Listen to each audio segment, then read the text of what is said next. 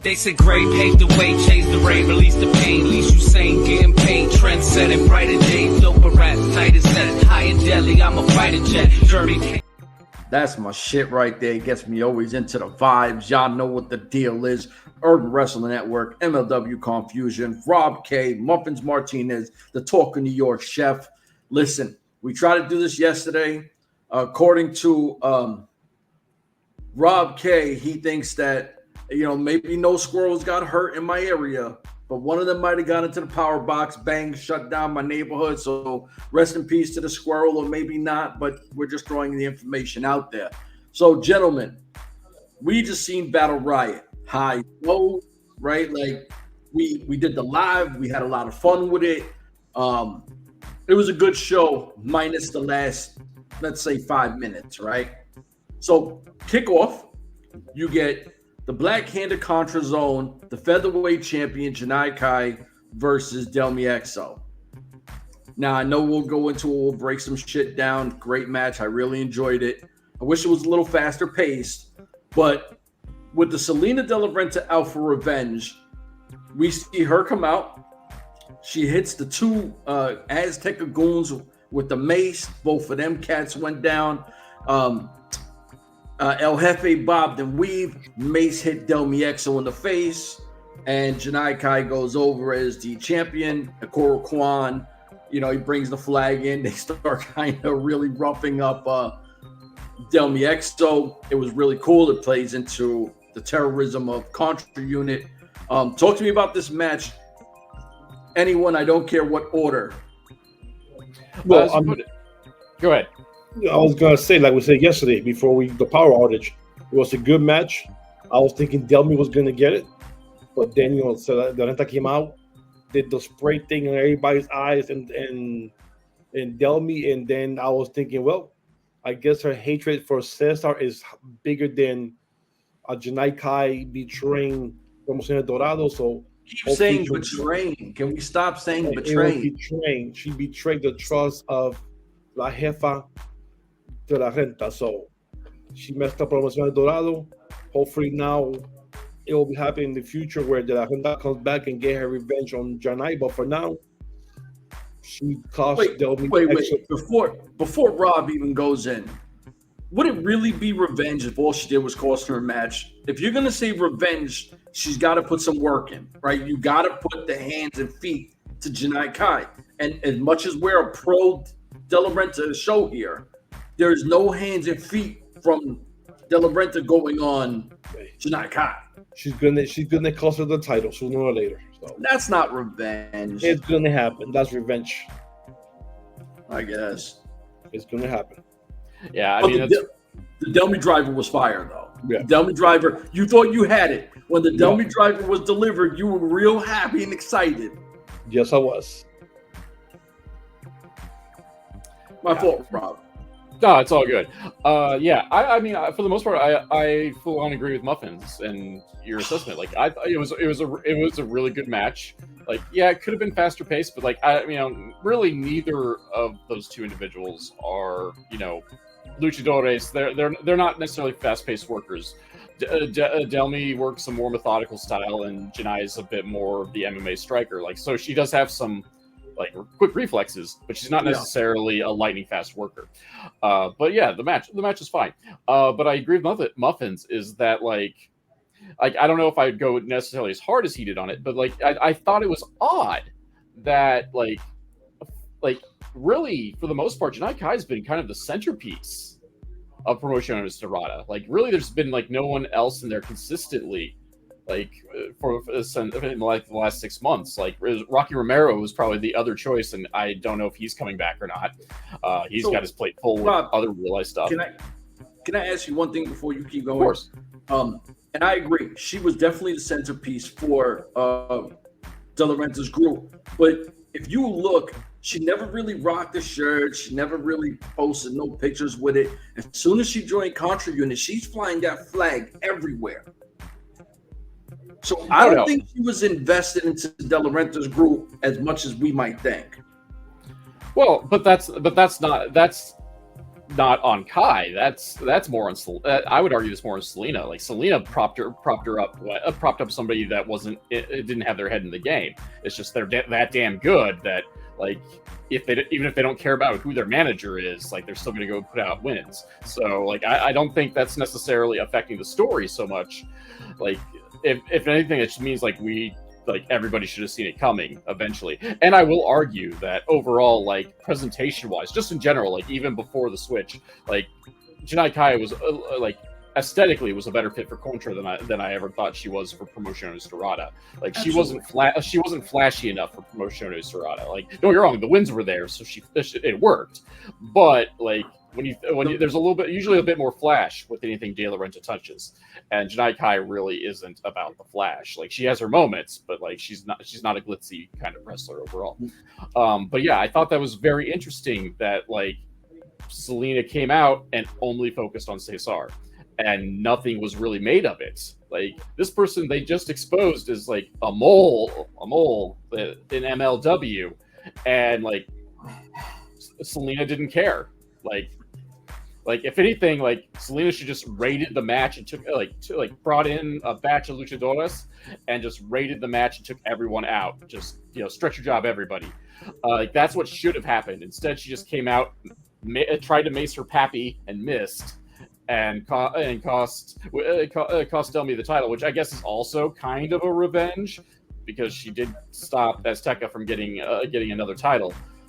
But that storyline beat was just like really off to me. Like that didn't make any sense whatsoever. Like it would have made sense basically if Delmy was wrestling any other featherweight or any other woman because there's no ties to De La Renta elsewhere, unless of course they're back ending a new story, which I've floated this idea a couple of times, or they're back ending a story where Salina is doing backroom dealings with Contra. You see, that's what I was trying to say before. Muffins don't want to listen. Now, I do like the idea of her bringing in some luchador and, kind of wrecking havoc in the ring and making us, at that point, a pin count didn't matter. She came in, she put the beast to everybody. I love that idea, right? Like, I think that's a dope idea. But at the same time, Salina has had beef with Cesar for a while, right? For a hot minute, she went MIA for a while. Allegedly, he had her locked in a room. So there's a lot of, I'm really not feeling you. My target is on you. I get that aspect of it. So I'm okay with that.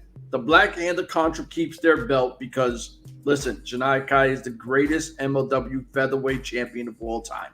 I'm just throwing it out there. As of right now, the body of work says it is. It is what it is.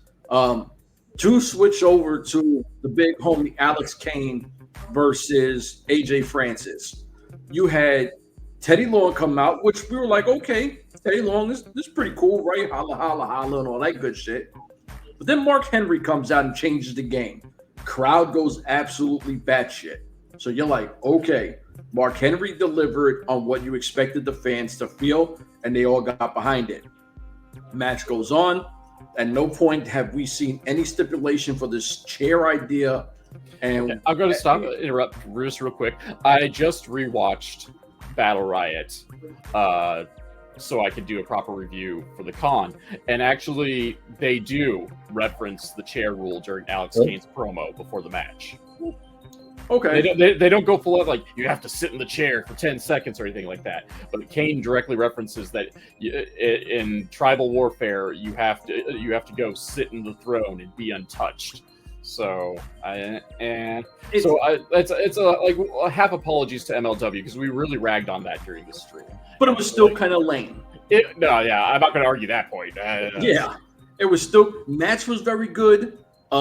Alex Kane took a beating for most of this, which was kind of surprising because I was like, whoa, what's going on here? Ultimately, AJ Flant, I would say AJ. I was going to make fun of his name because you guys do it all the time. AJ Francis, top dollar, could not finish the game. Time came up. He just came up short. As usual, Bomaye Fight Club once again belongs to Alex Kane with the randoms that have never been in Alex Kane's corner and will never be seen again after this. Those randoms don't matter. I did like the Faye Jackson, Teddy Long, Mark Henry, Alex Kane sitting there, Bomayeing it up. Really cool scene. Hopefully this is the end of AJ Francis. We don't see him no more because he kind of, to me, missed the mark, even though I'm a fan of his work. Gentlemen, talk to me about this chair where AJ Francis sat on 55 times, and the outcome is Alex Kane running Bomaye Fight Club. Well, the Wakanda ritual match, I'll keep it short. Teddy Long looked like he was out of it, like he didn't want to be there. Sad, lonely Virgil. Spaced out. I'm here for the money. I got paid. I got to be here. I'd rather be home. Mike Henry being there, unbelievable. I mean, having him, his name stature being at MLW right after he just got or didn't resign with AEW, huge.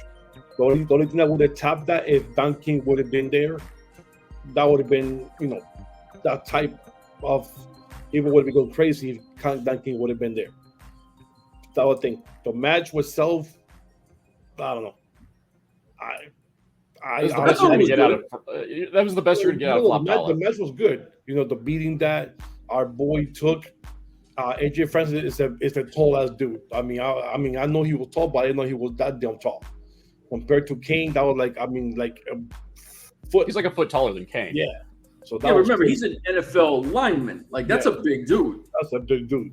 So if he was just here for that, he did his job. Because for a while there, after Kane lost his belt, he looked he was going down into mediocrity, and that match kind of pulled them back to the top. And like you said, the way how it finished and how he sat down with the rest of the Bomaye club and Henry and Teddy Long behind them, that was a nice picture. That should be on a T-shirt.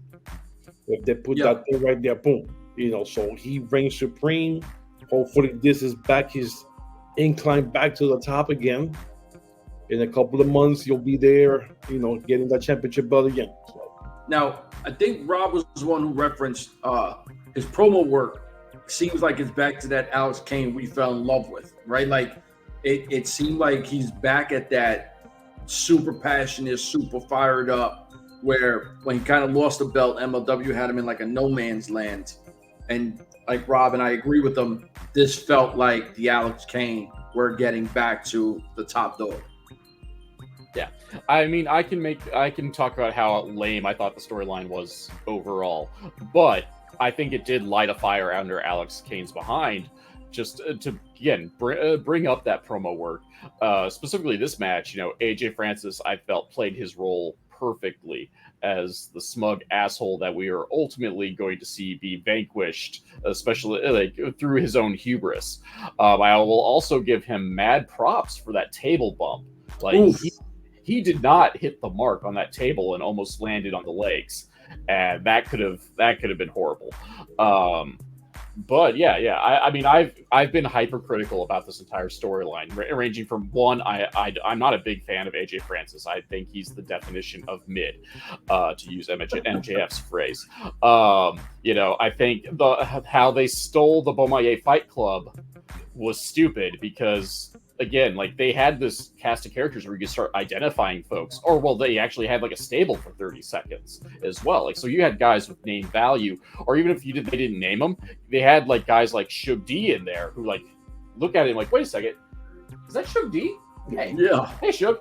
Like things like that. So like you had people that like we could have like been quasi invested in because we've seen them before. And then we have, Florida Bomaye, the Bomayes. Like, so like that part was all stupid. But like the match itself, it served its point. Like, is it going to be a big like match of the year kind of thing? Like, no, but it totally served its purpose of getting Alex Kane back on track.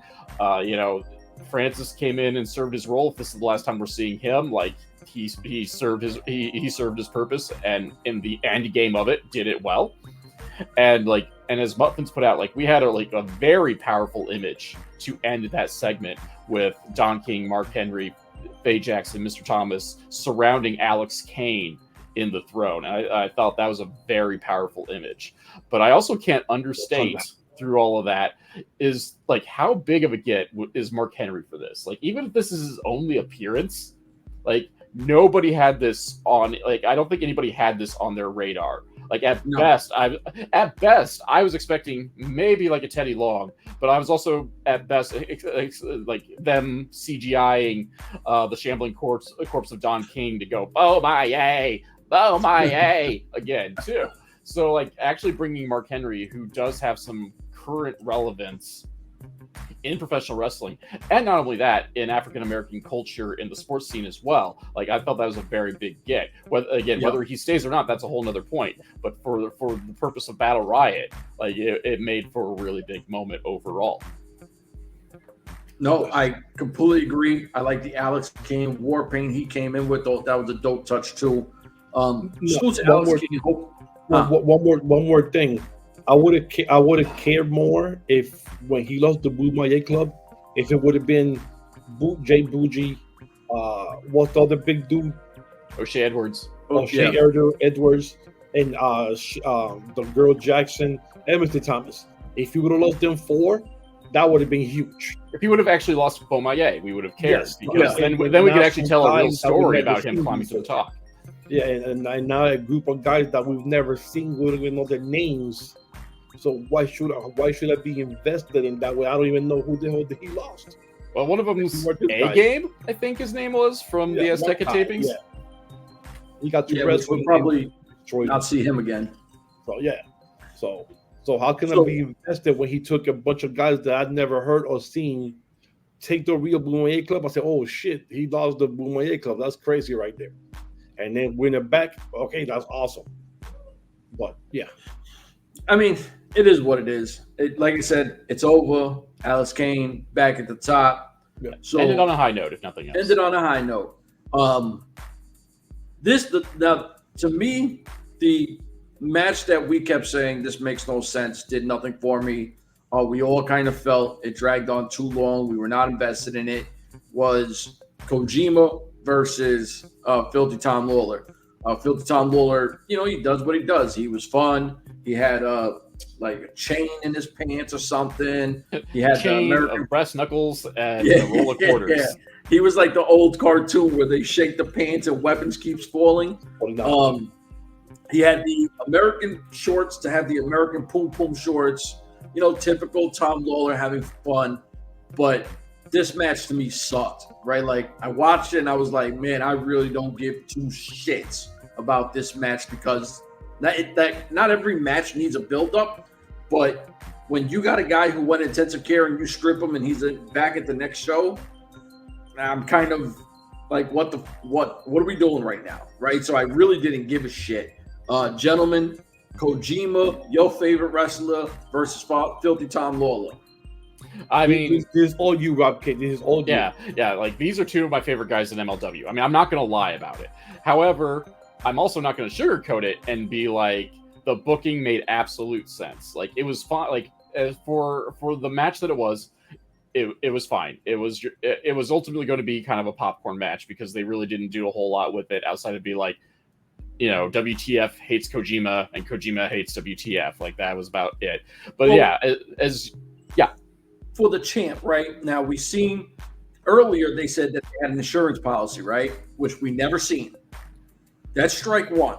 I assume the insurance policy was all the gaga that MSL gave Tom Lawler. That was my leap of creative right there. Okay. Now MSL gets kicked out from ringside, which I don't mind. But then what was the other guy's name? Akamura, what's his name? Oh, Okamura, yeah. Yeah. He doesn't get kicked out. Now, because he didn't do anything. I'm not a big fan of MSL, but he didn't do shit. He just stood there. So if MSL gets kicked out for whatever the fuck, how come the other guy doesn't get kicked out? Because he wasn't loading up Kojima with weapons. I mean, that's because Akamura, whatever, he was a fucking snitch, right? Oh yeah, he gets stitches. I'm not gonna say he shouldn't get stitches, but he's a snitch. Yeah. No, well, but again, like that chunk of the match, like you got to look at that as like Memphis style. So I'm surprised that Muffins isn't a bigger fan of it, because that's the stupid shit they do in Memphis, and it's all about the heels stalling, doing stupid stuff, and then indirectly having their comeuppance. In this case, MSL waddling and falling down on stage because because the referee has the ability to ban him for life. Evidently, some of these things I can explain away. Other things oh no, I have no clue what's going on here. So I don't know where the referee got the ability to ban MSL for life, considering MSL is a legitimate promoter, and I assume also has a manager's license amongst other totally legitimate licenses. But yeah, overall, again, I think the match was fine for what it was. It wasn't gonna be a barn burner, but from a narrative perspective, the concept of the match happening made nearly no sense. I mean, yes, I could try to argue that this was Court giving back to WTF for stripping the titles for no good reason, but they also stripped the titles for no good reason. But they didn't even say hey, this is a make good, or it turns out we jumped the gun on the title situation. And then, but on the flip side of that, they didn't do, but they also didn't go with the further narrative of why Tom Lawler and not why Davey Boy Smith, or why not Josh Bishop, or why not Richard Holiday, So it's just oh, well, WTF and Bread Club are fighting.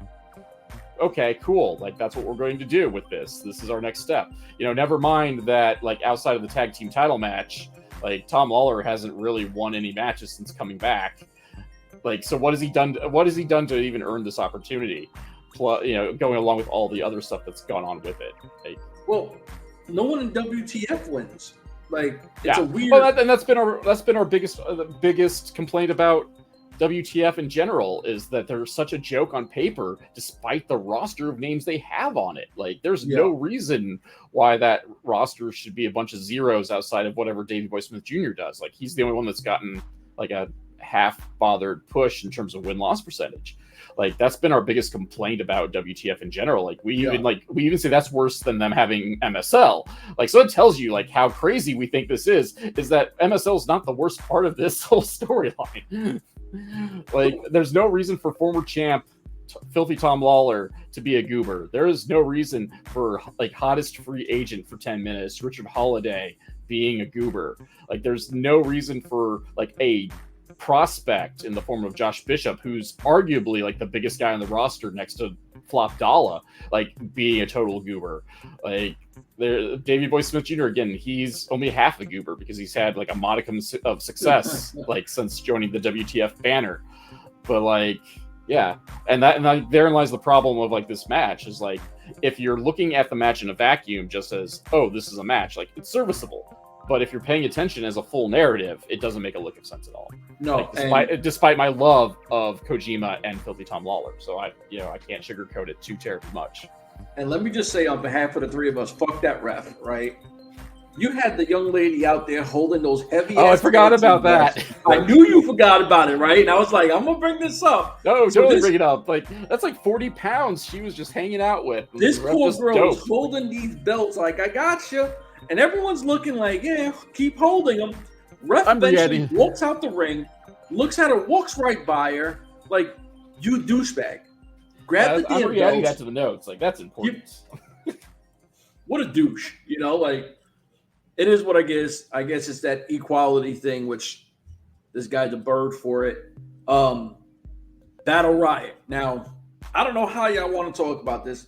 I want to say my piece, and then y'all can do whatever you want to do. Oh, God. Stingray showed up and showed out. Entertaining, was fun, and did his thing. He has the greatest elimination of all times in Battle Riot history. He took out a former MLW heavyweight champ, Filthy Tom Lawler, right? Holy shit, big moment. We're cool. Minus some. Now, here goes my problem with Battle Riot before I keep going. Camera work, horrible. Oh, yeah. We missed eliminations. We missed a big spot by Mads Kruger on They followed him up for 10 minutes, and then when it came to the moment of action, we went back to the ring. Yeah, we missed a few big spots, a few big eliminations, but Stingray to me impressed me, not because I'm a fan of Cobra Kai, because I am, but I thought he did a whole lot better than I thought. Who was the other guy that I was holy shit, this guy's going ham? Star Jr. did his thing. I'm becoming a quick fan of Star Jr. I really like the guy Pose. The Slim J guy showed up, showed out. No idea who he was, Slim G, whatever his name is. Okay. Mr. Thomas came in hot, was doing his thing, dominating his physical presence. I was like, okay, Mr. Thomas looked really good. Ikuro Kwon came in, did his thing. Akira came in, did his thing. There were a few guys who came in, showed up, and showed out. And I was like, whoa, right? Like, this is pretty dope. I know you have Muffins' hero, C.W. Anderson. He came in, who's 5 million years old and looks like Flash Gordon back in the days. So that was a mess. Like I said, there was a few guys who came in and showed up and showed out. And Matt Riddle, the winner, did not do shit for me. Not because I'm not a fan, but if you look at the body of work that a lot of other guys that were in there, to me, he had the same impact as Ernest Cat Miller, and he did nothing for me neither. So I'm just keeping it 1,000. A lot of these dudes that came in, even the ones I did not know, did their fucking thing. What's the guy who, Jimmy Wang Yang, to me, was the MVP. He was, what he did in the Battle Riot, I was like, okay, yeah, he's not going to win. But to me, he had the best showing out of everybody.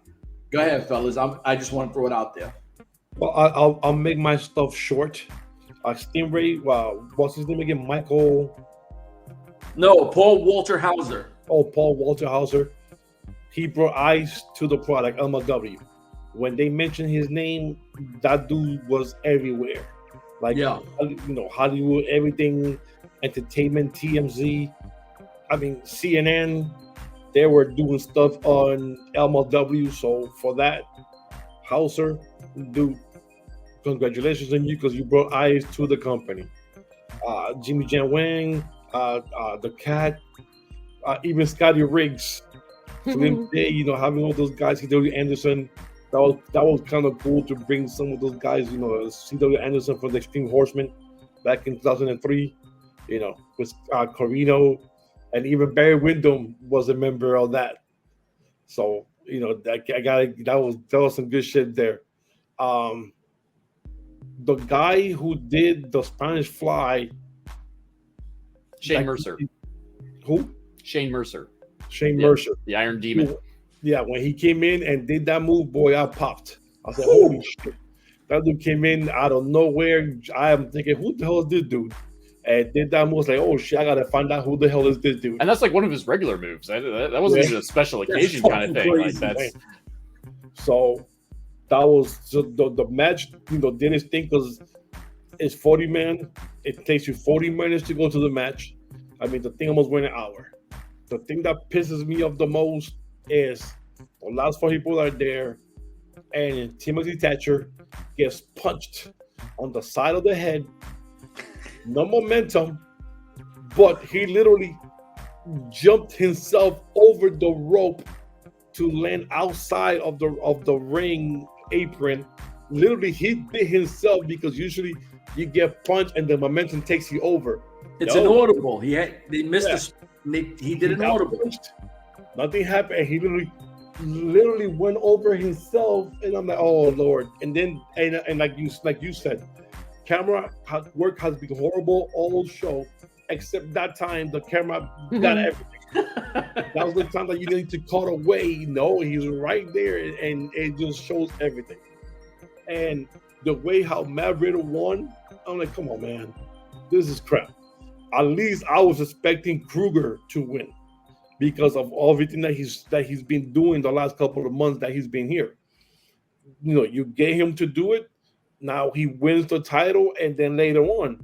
But I mean, once Kruger was eliminated, there was no question that it was going to be Riddle who was going to win the battle.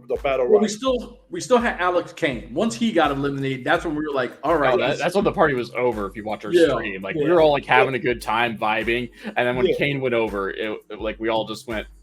But since we already knew Kane had won last year and he went crazy last year, I was thinking he's not going to win this year. Yeah, I mean, I didn't think so, but he was at least a hope. He was our last glimmer of hope. And once, like you said, once Kane went out, I was like, shit, it's Riddle, damn it. So now, whenever this is going to happen, that he gets his title shot, We already know that he's gonna get the title, which I'm happy that we finally get this Japanese experiment over. But that's you do it in the wrong worst guy. way possible. Huh? You do it in the worst way possible. Yeah, exactly. You got the wrong guy. The redemption story. Yeah. Yeah, you know, I threw up in my mouth when Jim said that. at least Kane, you could say, or even Kruger, finish your story. You know, like Cody Rhodes, finish your story. Nope. Well, you got rid of shit. Yeah. I like outside of like the camera work and the chosen winner, which basically even like the chosen winner is just me being, I don't know, a soapbox social justice warrior.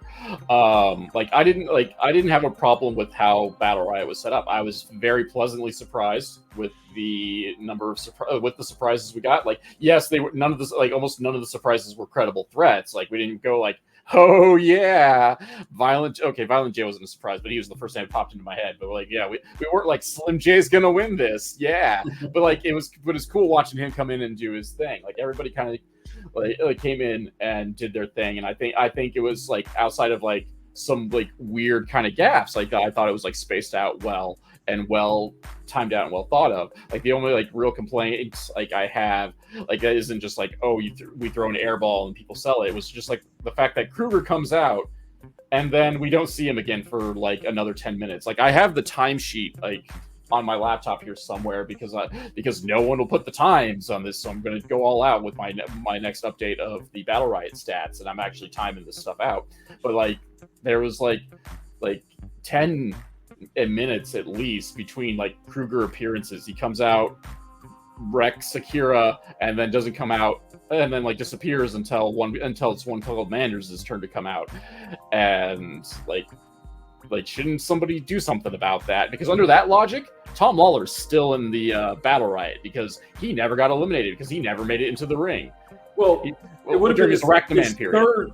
It would have been his third. During his Rack-the-Man phase, which I mean, we can start arguing the logical loopholes on that. But I'm also going to point out that right now, Tom Lawler has been eliminated more times than he's technically appeared in Battle Riots.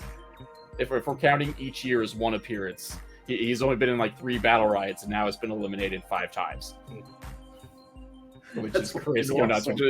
which is hilarious. I loved it. Like, that's I forgot the Super Destroyer. Yeah, the Masked Assassin. Like, we did like joke about that. Like, after the La Parka thing. Like, oh, I wonder what he's gonna do. Yeah. And we got a twofer for the deal. So like, it was all fun. Like, yeah, but like the camera gaffes were like, yeah, bad, especially for like a one ring thing. It's not like it's if we're going to do full WCW tradition, it's not like it was not War Games, World War III. It's not like it's World War III where there are 3 rings and 60 guys running around. So like, you really have to be on the button. Like, this is one ring, so you should probably have the approximate cues to when like people like we should be watching things or looking for things, because like that's how Battle Riot cues work, is they give you the approximate whenever of people being eliminated. Plus like, and then some like the really weird ones, like the whole Akira table spot where like they literally followed it up until Akira got goozled, cut away, yes, and then cut back to Akira through a table, yes. Like, and then like, yeah, we missed at least 5 or 6 eliminations. And I was surprised because one of the announcers, Marquez, is it Marquez? No, the Latino guy. Yeah, Mr. Marquez. Or you mean backstage? Yeah, what was his name? Marquez. That's the guy who does Championship Wrestling of Hollywood, right? Yeah, the United Wrestling Network. Okay. Yeah, usually United Wrestling Network is like a production company where he sets up the camera work. So I'm trying to figure out, if he was there, was he also doing the production of it? Because usually it's always spot on when his company's there. And this time, camera work was horrible. So I'm trying to figure out if he had anything to do with the camera work, or that was some independent company doing some shit as a favor for free thing. I don't know, but don't use that person ever again. Yeah, and there were like 3 things in terms of like reviews online that I saw. The people were talking about 3 things. One, of course, Stingray. Like, of course, Paul Walter Hauser was going to be like the number one thing people were talking about because of bringing in mainstream attention to it. Number two was the winner, because of course whomever wins is going to be the talk of the night, regardless of who it is. And then three, the production gaffes. Like, everybody was ragging on the production gaffes, which is like really weird because usually MLW isn't horrible at that sort of stuff. Like usually, if nothing else, they're kind of on their production stuff, or like they're really good at creating like the atmosphere for things. Like, yeah, maybe it gets corny or whatever, but like usually like how the tapes are run are like really solid. Well, usually I think it's not the best, but it's not the worst. I always think, and at times I'm thinking to myself, they could do better, production wise. But in this case, with this show, that was just horrible production camera work. I don't know whoever was handling that specific camera, or whoever was saying, okay, 3, cut away, go to 2, cut away, go to 3. That person was on something. They're taking a nap. Yeah, or he was just high on some shit. And it wasn't just during the Battle Riot itself. I mean, we noticed like the opening, the opening. We couldn't hardly hear Joe Dombrowski and Christian Cole. Like, Joe, evidently yelled so we could kind of hear him, but like when Christian came up, like nothing, and he was really animated. Like he was obviously just saying something. He was excited. Nothing. And there was another part too where like commentary was talking, like it was mid-scene where commentary was explaining something, but they just kept playing the Battle Riot music and it drowned everybody out. Like, I have no clue what was going on there. Yeah, like I said, there were some shots that were shot that missed, and there were some shots that shot that hit. We left a few things off because we're going to hit you with multiple content this week like we always do. So listen, stay tuned because we're going to talk some Minoru Suzuki, we're going to talk some WWE NXT, and we're going to talk De La Renta, El Jefe. All three get their own little platform. So for myself, with two homies, we out of here. Deuces.